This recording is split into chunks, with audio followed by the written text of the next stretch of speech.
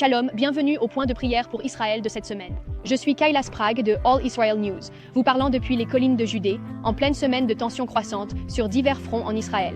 Cette semaine, nous mettons l'accent sur les menaces des rebelles Houthis du Yémen, la tension accrue et les attaques sur l'aéroport Ben Gourion, et l'impact croissant sur les voyages internationaux.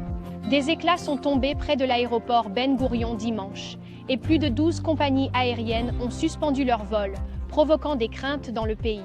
En arrière-plan, les tensions augmentent également à Gaza, alors que le Premier ministre Netanyahou a ordonné une nouvelle avancée à Rafah, entraînant un nouvel appel aux réservistes.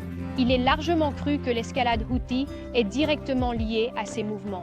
Encore une fois, les familles disent des adieux difficiles à leurs maris, fils et pères, ne sachant pas ce qui les attend. Dans cette tempête d'incertitude, nous décidons de placer notre foi et nos prières en Dieu. Concentrons-nous ensemble sur ces points spécifiques. D'abord, prions pour la protection divine des cieux d'Israël, surtout autour de l'aéroport.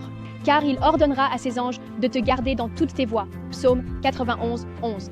Que Dieu protège les voyageurs, les équipages et les infrastructures critiques.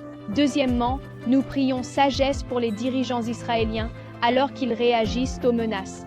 Si quelqu'un parmi vous manque de sagesse, qu'il la demande à Dieu, Jacques 1, 5. Seigneur, éclaire chaque choix que nous faisons. Troisièmement, nous prions pour la paix et le soutien des familles qui disent au revoir à leurs proches, se rendant sur les lignes de front. Tu assures une paix profonde à celui qui se confie en toi. Ésaïe 26, 3. Que les maisons soient pleines de la présence de Dieu et non de crainte.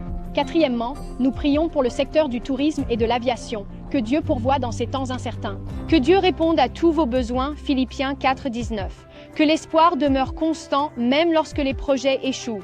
Et enfin, nous prions pour une paix véritable et durable et pour la fin de la guerre, que la volonté de Dieu soit faite en Israël, à Gaza et dans toute cette région. Il met fin aux guerres jusqu'aux confins de la terre, Psaume 46, 9. Seigneur, nous implorons un calme sacré et une paix.